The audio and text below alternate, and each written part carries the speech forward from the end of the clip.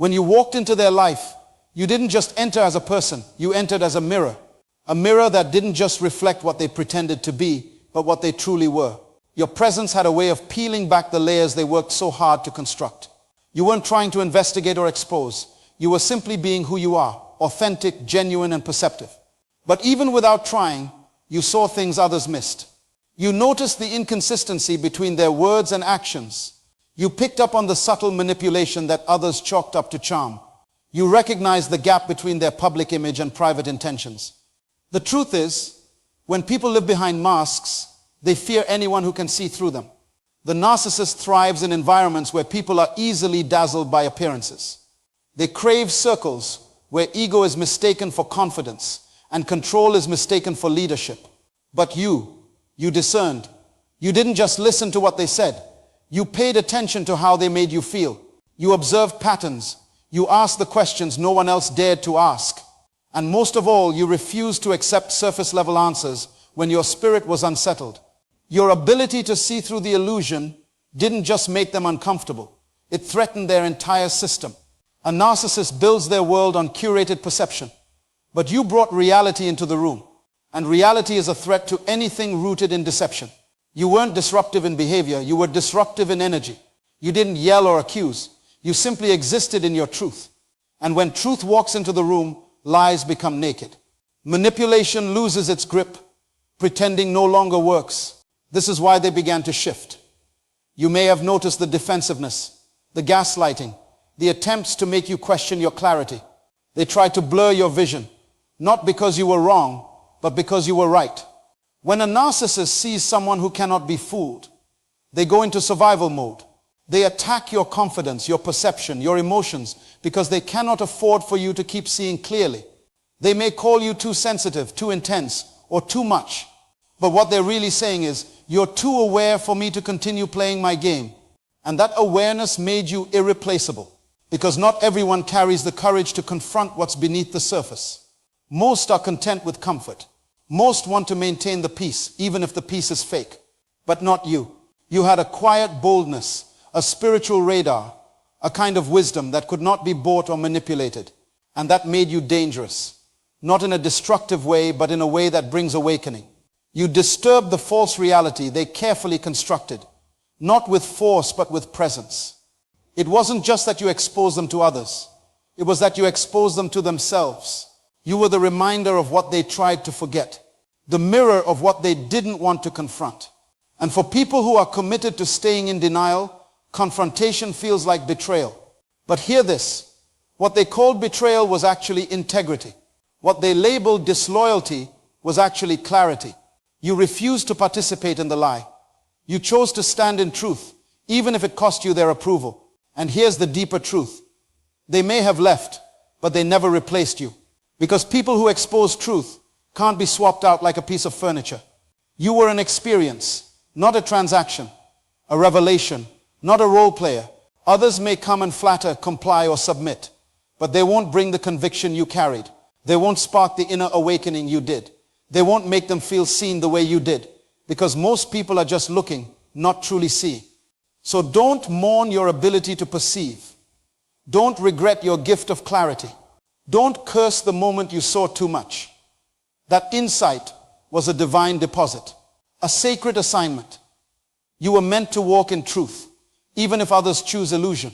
And though they may never admit it, your presence wasn't just impactful, it was unforgettable.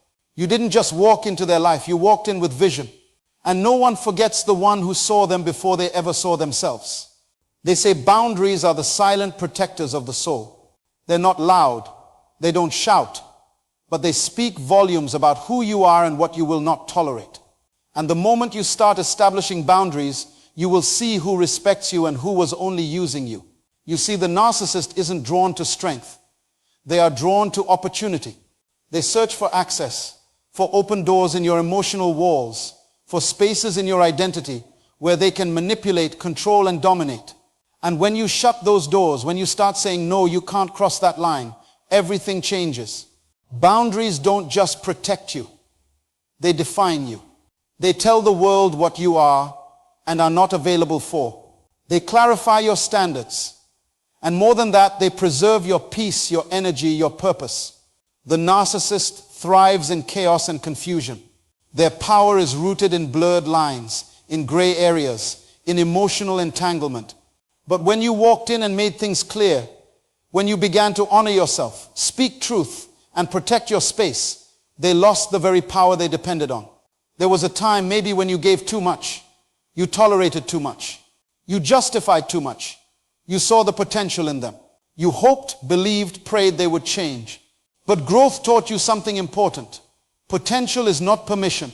Just because someone could be better doesn't mean they will. And it's not your job to carry the cost of their refusal to grow. So what did you do? You changed the rules.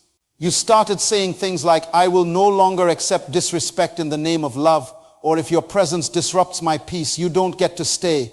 And let me tell you, that kind of clarity is like poison to manipulation. Because the narcissist depends on your confusion, on your self-doubt, on your guilt. They know how to twist your compassion against you. But when you stopped second-guessing yourself and started standing firm, their games no longer worked. You might not have yelled. You might not have fought. You didn't need to.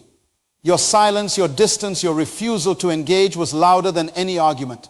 That's what many people don't understand. Sometimes, the most powerful thing you can do is disengage. Not because you're weak, but because you finally realized your energy is too sacred to waste on someone who refuses to grow.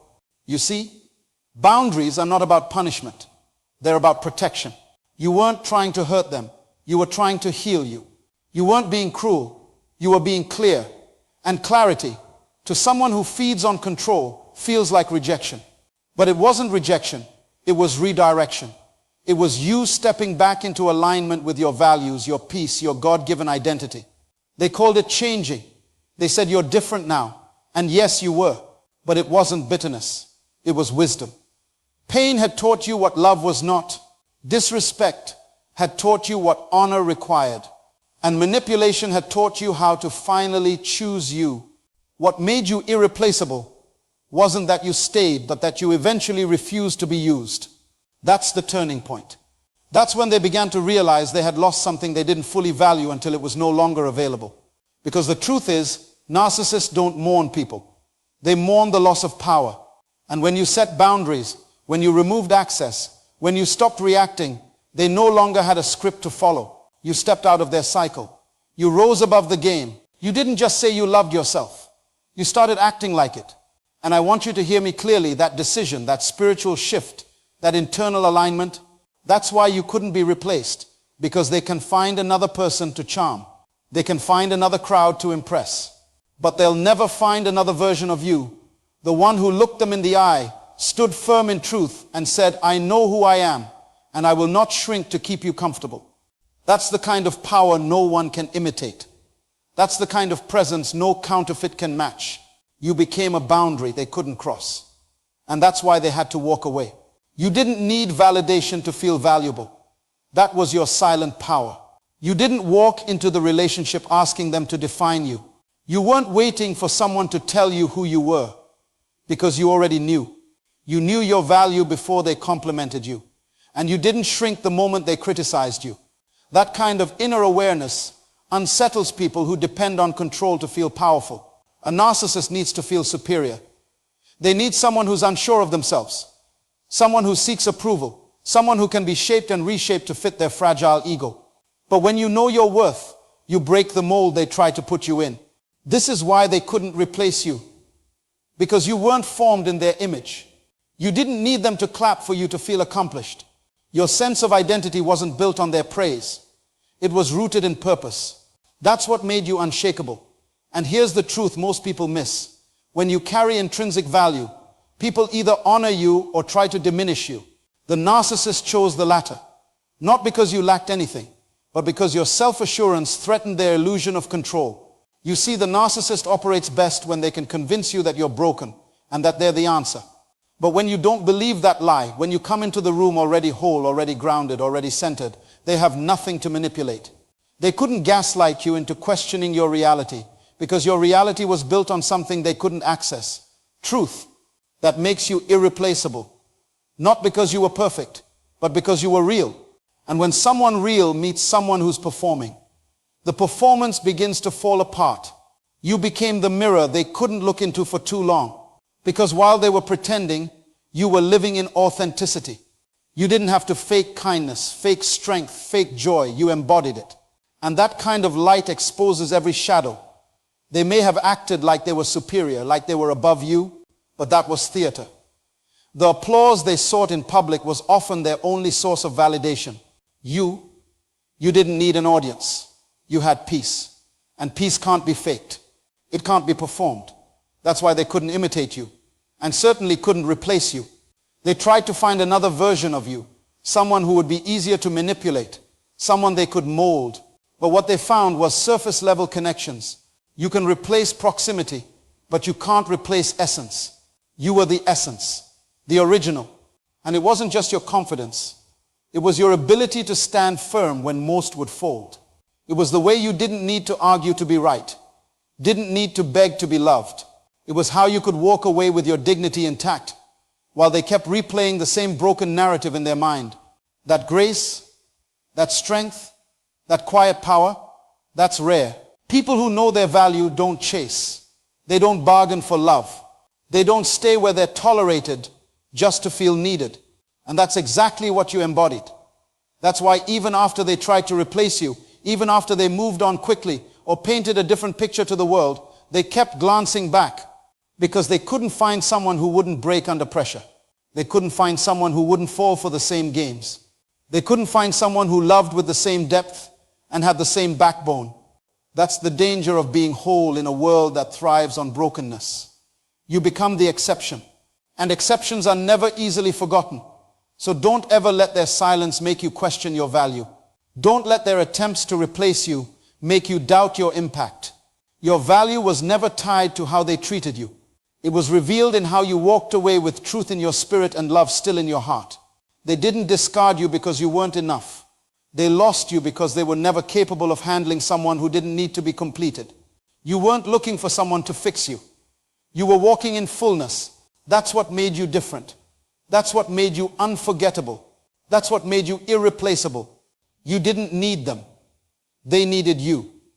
And that truth alone disrupts every illusion they tried to sell you. For a long time, they had you questioning your own significance. They played the game so well, convincing you that you were the dependent one, that you were clingy, too emotional, too intense. But that was never the truth. The reality was this: you were the lifeline, the anchor, the well they kept drawing from, even while pretending they were the ocean.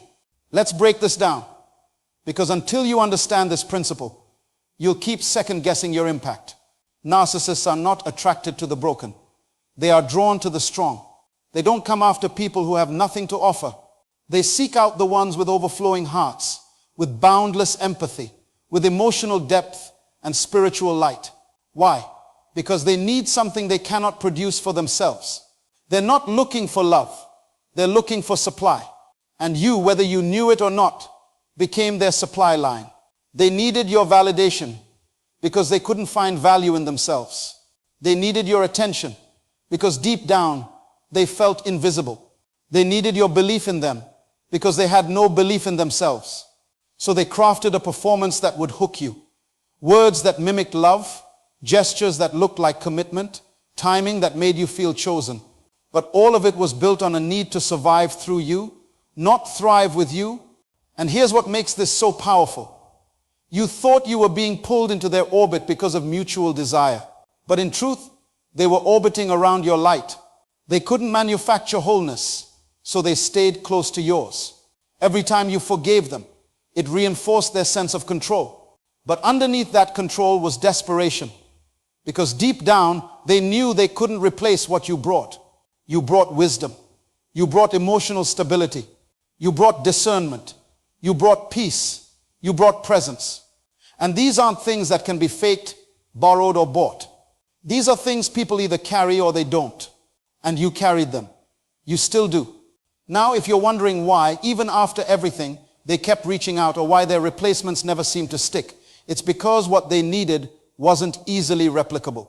They may have tried to find others, but the energy you brought, the insight you offered, the way you held space for their brokenness while challenging their ego, These were things that came from your essence, not from your neediness. That's the irony. You weren't the dependent one. They were. You weren't addicted to their presence. They were addicted to your essence. And once you started to realize your own power, once you started to reclaim your time, your attention, your emotional bandwidth, they panicked because you were no longer feeding the illusion. You were no longer playing your assigned role. And without your energy, they had to face the echo of their own emptiness. This is why some people don't miss you. They miss the access. They miss the convenience of being emotionally irresponsible while still being emotionally supported. They miss the comfort of being selfish without consequences. They miss the luxury of being loved unconditionally while giving the bare minimum in return. But hear this, when someone needs you more than they respect you, they will drain you without ever honoring you. They will take what is sacred and treat it as common, not because you're not valuable, but because they were never capable of recognizing true value. And when you finally walk away, not with anger, but with clarity, you become irreplaceable. Not because they said so, but because deep in their soul, they know what they lost. So don't carry guilt. Don't question your worth. Don't let their silence confuse your significance. You weren't just part of their life. You were the best part. And just because they couldn't appreciate it, doesn't mean it wasn't real. It means they weren't ready, or willing, or able. You weren't needy. You were necessary. You weren't desperate. You were devoted. And most of all, you weren't weak. You were wanted, but by someone who never intended to grow into the kind of person who could truly hold you. Let that truth set you free. While you were evolving, healing, expanding your mind, and rising to a new level of awareness, they were standing still. That's the real reason they couldn't keep you. Not because you changed in a bad way, but because you changed in a way they were unwilling or incapable of doing. Growth is uncomfortable for people who benefit from your stagnation. The moment you decided to grow, you became a mirror that revealed their refusal to transform. They needed you to remain in a version of yourself that tolerated cycles, excused dysfunction, and stayed small enough for them to feel big. But you outgrew that version.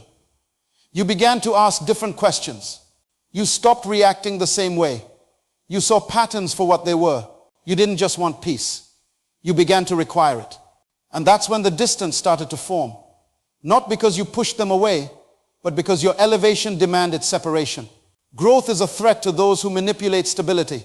See, the narcissist builds a system where your survival depends on their approval. They condition you to think that your worth is tied to their presence. But the moment you stepped into awareness, when you realized your peace didn't need their chaos to exist, everything started to shift. They could feel it. They knew you were becoming something they couldn't predict. And narcissists hate unpredictability because it takes away their control. You began investing in yourself, spending time in reflection, maybe in prayer, therapy, study, or silence. While they were focused on distractions and appearances, you were digging into truth. You weren't becoming bitter, you were becoming wise. And wisdom has a way of uncloaking people. You no longer responded to guilt trips. You stopped falling for the same cycles of promises with no change. They could no longer bait you with shallow apologies. Why? Because you grew. Growth always costs you something. It cost you comfort. It cost you some connections. But what you gained was discernment, clarity, and inner authority. You started realizing that peace isn't passive, it's protected. You stopped explaining your standards. You stopped negotiating your worth. They weren't used to that. They were used to the version of you that explained, defended, and begged to be understood.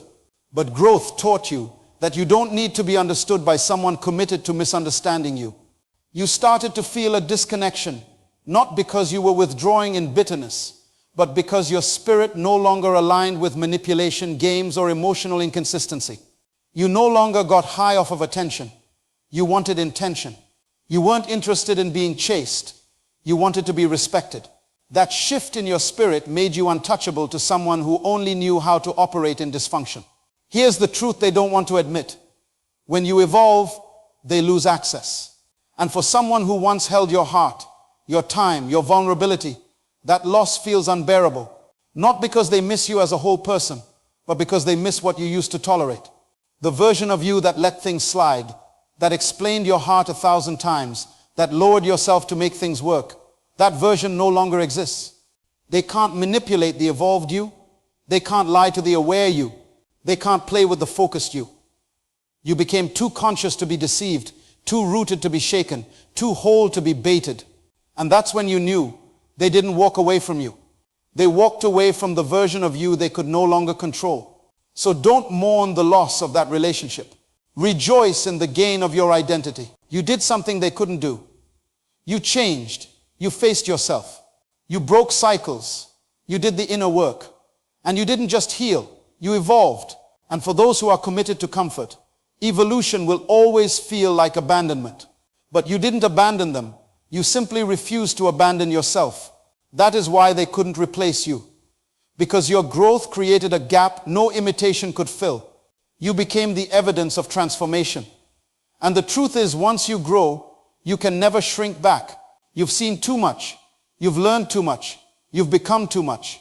And for someone still hiding behind ego, illusions, and manipulation, that kind of growth is not only irreplaceable, it's unforgettable.